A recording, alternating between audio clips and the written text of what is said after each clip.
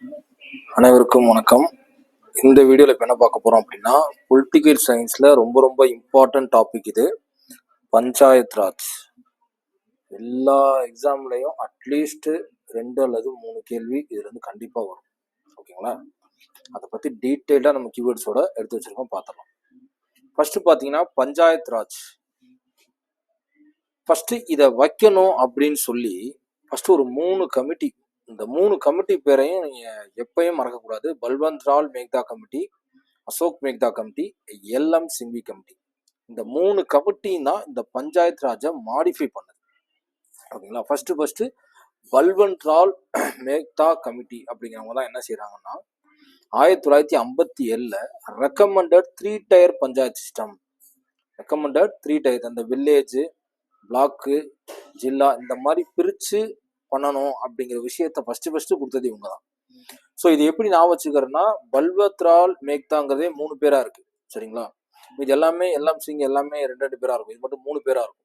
So இந்த 3 பேரை வச்சு சின்ன ஷார்ட்கட் மாதிரி நான் வச்சுங்க, 3 டயர் பஞ்சாயத் சிஸ்டம் இவங்க தான். ஒருவேளை கொஸ்டின்ல டக்குன்னு ரால் மேக்தா கமிட்டி இல்லை பல்வந்த் மேக்தா கமிட்டி அப்படின்னு கொடுத்தா யோசிக்க வேண்டியதாக இருக்கும். பட் அந்த அளவுக்கு போகாது, கண்டிப்பாக ஃபுல்லாக தான் கொடுப்பாங்க. அடுத்த Ashok Mehta committee. Ashok Mehta committee 1977 examined measure to strengthen PRI. அந்த பல்வந்த் ரால் மேக்தா கமிட்டி 3 டயர் கொண்டாருன்னு சொல்லுது. அதுக்கப்புறம் 1977 அசோக் மேத்தா கமிட்டி என்ன சொல்லுது, இன்னும் அதுக்கு பவர் கொடுத்து ஸ்ட்ரெங்தன் பண்றாங்க. பிஆர்ஐங்கிறது பஞ்சாயத்து ராஜ் இன்ஸ்டிடியூஷனுக்கு ஸ்ட்ரெங்தன் பண்றாங்க. அடுத்த திருப்பி ஒரு 1986 எல்எம் சிங்வி கமிட்டிங்கிறது constitutional status for local bodies. Local பாடிஸ்க்கும் நீங்க கான்ஸ்டியூஷனல் ஸ்டேட்டஸ் கொடுக்கணும் அப்படின்னு சொல்றாங்க. ஸோ ஃபர்ஸ்ட் இந்த 3 விஷயம் என்னன்னா, 3 விஷயம் 3 டயர் பல்வந்த் ரால் மேக்தா committee, Ashok Mehta committee strengthen கொடுக்குறாங்க, எல்எம் சிங்வி கமிட்டி வந்து கான்ஸ்டியூஷனல் ஸ்டேட்டஸ் கொடுக்குறாங்க. இது எப்படி நான் வச்சுக்கிறது, நான் ஏற்கனவே சொன்ன மாதிரி பல்வந்த் ரால் கமிட்டி வந்து 3 பேரா இருக்கு, அதனால 3 டயர். அசோக் மேத்தா வந்து ஸ்ட்ரெங்தன். அசோக்னு எனக்கு ஒரு ஞாபகம் வந்துச்சு, நம்ம குரு சூப்பர் ஸ்டார் சொல்லுவார்ல அசோக் அப்படின்னு, அண்ணாமலை நமக்கு சவால் விடுவார்ல, அந்த மாதிரி ஸ்ட்ரெங்தன். ஸோ அதுல ரஜினி சாரை வந்து ஸ்ட்ரெங்தன் பண்ணது யாரு, அசோக் தானே. ஸோ அசோக் ஸ்ட்ரெங்தன் அப்படின்னு ஒரு சின்ன ஷார்ட்கட் வச்சுங்க. எல்எம் சிங்வி கமிட்டி இது என்ன கொடுத்தா கான்ஸ்டியூஷனல் ஸ்டேட்டஸ். இப்போ இந்த சிங்கையும் ஸ்டேட்டஸையும் நான் வந்து கம்பேர் பண்ணி ஒரு ஷார்ட்கட் போடுறேன். என்னன்னா, சிங்குக்கு வந்து யூனிஃபார்ம் சர்வீஸ்ல சிங் கம்யூனிட்டி இருந்து வர்றாங்க அப்படின்னா அவங்க மட்டும் டர்பன் வச்சிருவாங்க, அவங்களுக்கு தனி ஸ்டேட்டஸ் இருக்கு. மீதி எல்லாவது கேப் கொடுத்துருந்தா அவங்களுக்கு தனி ஸ்டேட்டஸ் தான் கொடுத்துருப்பாங்க. ஸோ அந்த சிங்கு ஸ்டேட்டஸ் அப்படிங்கிறத கம்பேர் பண்ணிங்க, இதை ஞாபகம் வச்சுக்கணும். இப்போ இந்த 57, 77, இங்கே 87 இருந்தால் பரவாயில்ல, 7 ஷார்ட்கட்டாக வச்சுருக்கலாம். பட் 57, 77, 86 இதை நான் வச்சுங்க. ஏதாவது ஒரு ஷார்ட்கட் போட்டுங்க, 1957 முடிகிற மாதிரி ஏதோ ஒரு ஷார்ட்கட் போட்டுங்க. அடுத்து அப்படியே வந்தோம் அப்படின்னா 73rd அமெண்ட்மெண்ட் ஆக்ட் 1992. இப்போ இது 3 கமிட்டியும் கொடுத்து முடிச்சாச்சு. இதுல இப்போ மாற்றங்கள் நடக்குது, திருத்தங்கள் நடக்குது. 73rd அமெண்ட்மெண்ட் ஆக்ட் 1992 அமெண்ட்மெண்ட் டாபிக்லேயே நம்ம படிச்சிருப்போம். 73rd அமெண்ட்மெண்ட் ஆக்டும் அடுத்த ஆக்டும் பஞ்சாயத்து ராஜ் சம்பந்தமாக தான் இருந்திருக்கும். ஓகேவா? இந்த திருத்தம் எங்க கொண்டு போய் வைக்கப்படுது அப்படின்னா, insertion of part 9 in the constitution. Part 9 in the constitution. இந்த திருத்தத்தை திருத்தி எங்க கொண்டு போய் வைக்கிறாங்க, இது திருத்தம் ஆயிருக்குன்ட்டு பார்ட் 9ல வச்சிருக்காங்க. என்னன்னா, empowering panchayat with a 5-year term reservation and financial provision. இதுல என்னென்னலாம் மாற்றம், இது 5 வருஷ டேர்மா அதுக்கு ஒரு டேர்ம் ஃபிக்ஸ் பண்ணியிருக்காங்க. அதுக்குள்ள பஞ்சாயத்துல ரிசர்வேஷன் கொண்டாந்துருக்காங்க. அதுக்குள்ள என்ன சொல்றது, நிதி ப்ரொவிஷன், ஃபினான்ஷியல் ப்ரொவிஷன், நிதி ஒதுக்கீட கொண்டாந்துருக்காங்க பஞ்சாயத்துக்காக. இது 3 இந்த அமெண்ட்மெண்ட்ல கொடுக்கப்பட்டிருக்கு. இதை பத்தி ஃபுல்லா பேசுற அமெண்ட்மெண்ட் என்னன்னா, article 243 deals with the power and functions of the panchayat.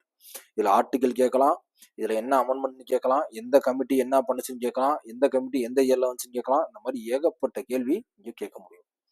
சரி, ஓகே. இப்போ first 3 tier panchayat raj system. இந்த 3 டயர் பஞ்சாயத் ராஜ் சிஸ்டம் வந்துருது. இது ஃபர்ஸ்ட் எங்க வந்துச்சு அப்படின்னா, Rajasthan, Nagore district, 2 October 1959.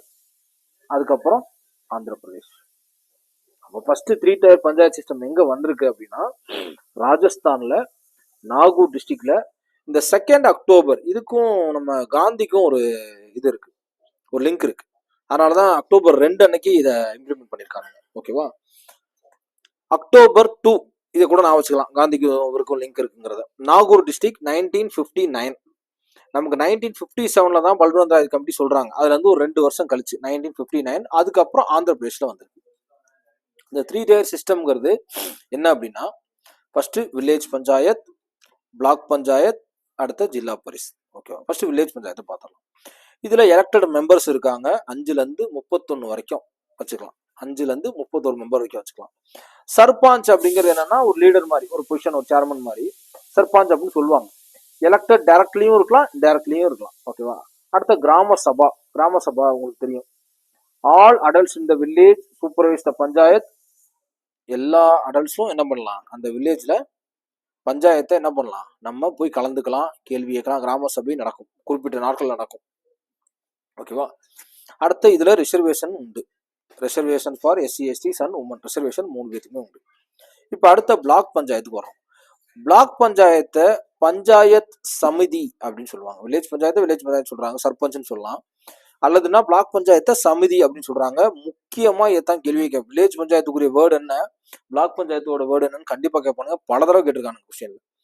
So compose 20 to 60 villages, 20ல இருந்து ஒரு 60 வில்லேஜ் வரைக்கும் இருக்க அடங்கியதான் பிளாக் பஞ்சாயத்துன்னு சொல்றது. இதோட ஹெட் யாருன்னா பிரதான் அப்படின்னு சொல்றாங்க. Head of the panchayat samiti pradhan. இப்போ இந்த பிளாக் பஞ்சாயத்தோட சேர்பர்சன் யாருன்னா elected from the members in states with fewer than 20 lakh people.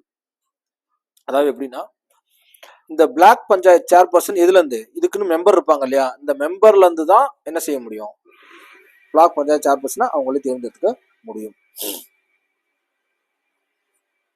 அடுத்த ஜில்லா பரிஷத். ஜில்லா பரிஷத்துங்கிறது பிளாக்கை விட பெருசு. வில்லேஜுங்கிறது ஒரு சின்ன இடம். இத்தனை வில்லேஜ் சேர்ந்தது பிளாக்கு, அடுத்த இத்தனை பிளாக் சேர்ந்தது இத்தனை ஜில்லா அப்படிங்கிற மாதிரி மாறும்.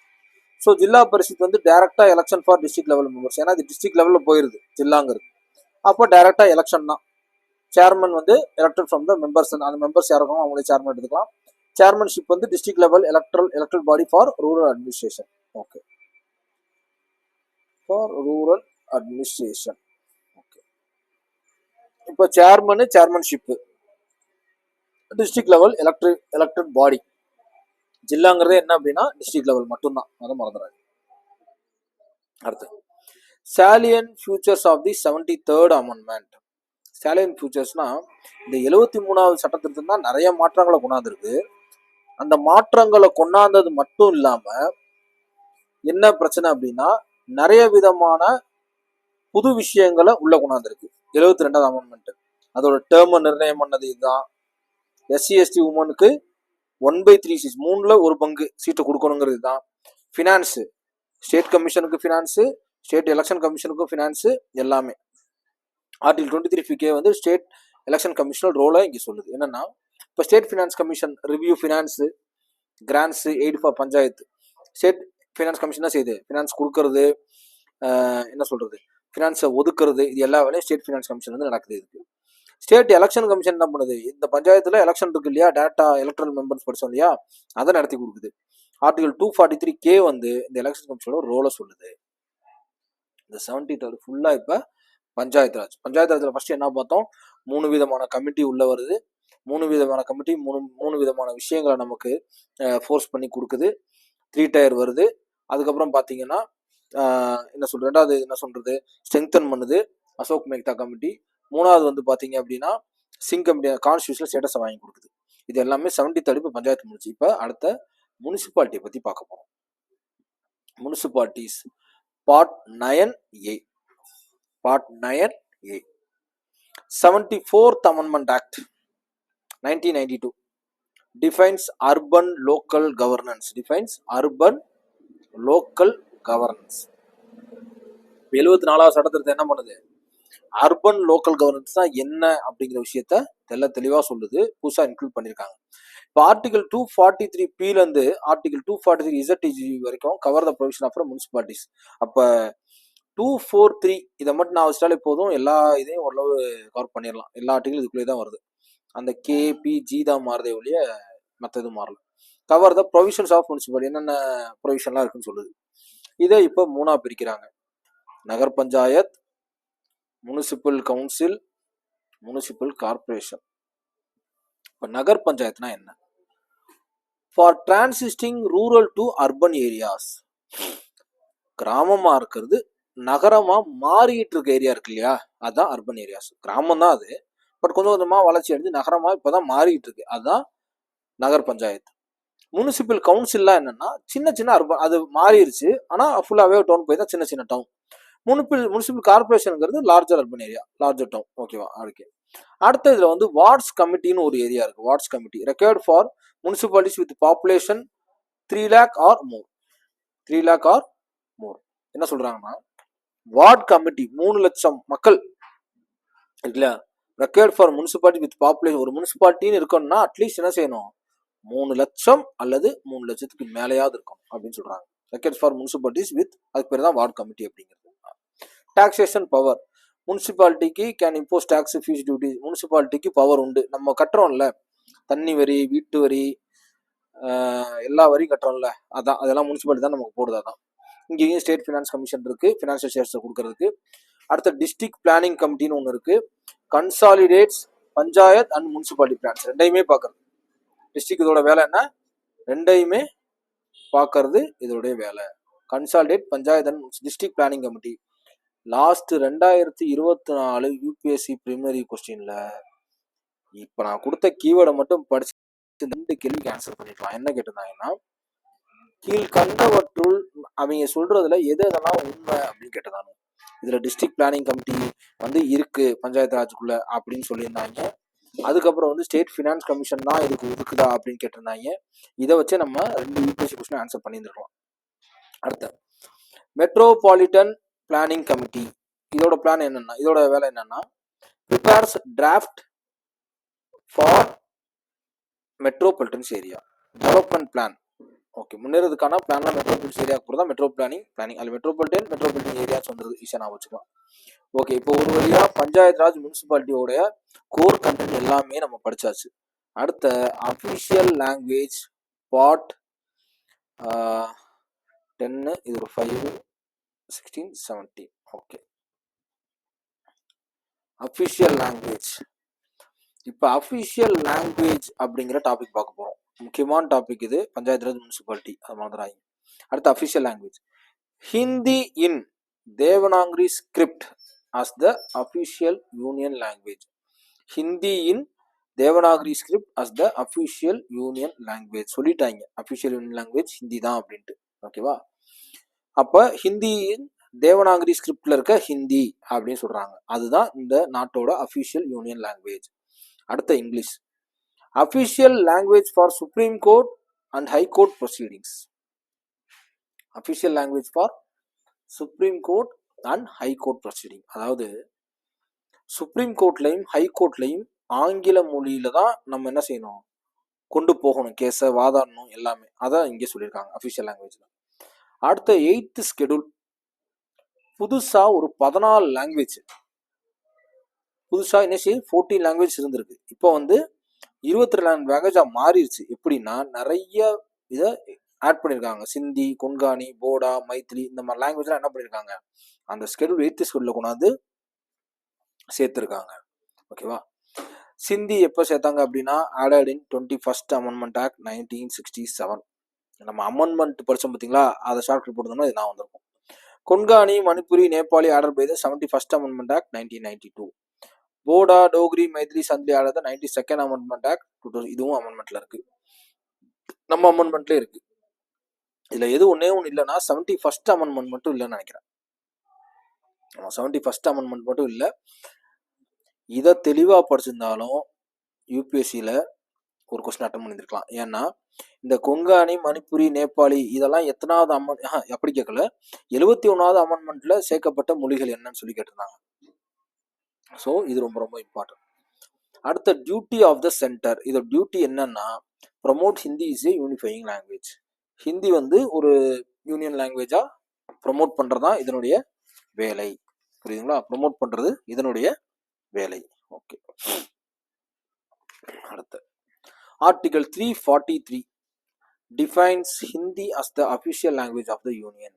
ஆர்டிகல் 343 என்ன சொல்லுது, ஹிந்தி தான் யூனியனோட அஃபிஷியல் லாங்குவேஜ்னு சொல்லுது.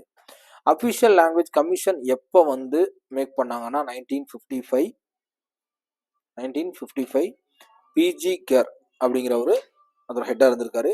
அவரோட வேலை அட்வைஸ் பண்ணுறது, கமிஷனோட வேலை அட்வைஸ் பண்ணுறது, லாங்குவேஜுக்கு பாலிசி மேக் பண்ணுறது, ப்ரொமோட் ஹிந்தியை மேக் பண்ணுறது. ஓகேவா? ஸோ அப்போ அஃபிஷியல் லாங்குவேஜ் ஒரு இம்பார்ட்டன்ட் டாப்பிக்கு, அதான் மறந்துடாதீங்க. ஃபர்ஸ்ட் பாயிண்ட் என்ன, ஹிந்தி வந்து யூனியன் லாங்குவேஜ் சொல்கிறாங்க. சுப்ரீம் கோர்ட்லையும் ஹை கோர்ட்லையும் இங்கிலீஷை ப்ரொசீட் பண்ண சொல்கிறாங்க. ஃபர்ஸ்ட் 14 லாங்குவேஜ் இருக்கு, இப்போ 22 லாங்குவேஜ் இருக்கு. இது எல்லாமே ஆட் பண்ணப்பட்டு 8th ஷெட்யூல்ல கொண்டு வைக்கப்பட்டிருக்கு. அஃபிஷியல் லாங்குவேஜோட பார்ட் என்னன்னா ஃபர்ஸ்ட் 10, அடுத்த 5, அடுத்த 6, 7, பார்ட் 17ல இருக்கு. ஓகேவா? பார்ட் 17ல 8th ஷெட்யூல்ல இருக்கு, மறந்துடாதீங்க. அடுத்த சிந்தி, இதுக்கு போட்ட ஷார்ட்கட் நான் இருக்குங்களா, 21 வயசுல தான் மேரேஜ் பண்ணிக்கணும், அது வந்து 7 ஜென்மத்துக்கும் லைஃப் லாங் வரப்போகிறது, சிந்துங்கிற பொண்ணு அப்படின்னு சொல்லி ஷார்ட்கட் வச்சிருந்தோம். இந்த கொங்கானி, மணிப்புரி, நேபாளி இதுக்கு ஷார்ட்கட் போடணும்னு நினைக்கிறேன், ஏன்னா இது அமெண்ட்மெண்ட்லேயே கொடுக்கல, இம்பார்ட்டன் அமெண்ட்மெண்ட்டா. Bodo, Dogri, Maithili, Santhali, 92nd amendment act 2003. நிறைய லாங்குவேஜ், மைத்திலி, டாக்ரி, இதை வச்சு நான் வச்சிருந்தோம். ஓகே, இப்போ கொங்கானி, மணிப்புரி, நேபாளி, இந்த என்னு வர்றதுக்கு எல்லாமே ஒரு இதாக எடுத்து இங்கே ஏதாவது ஷார்ட்கட் போட்டுருங்க. 71st amendment act 1992. ஓகேவா?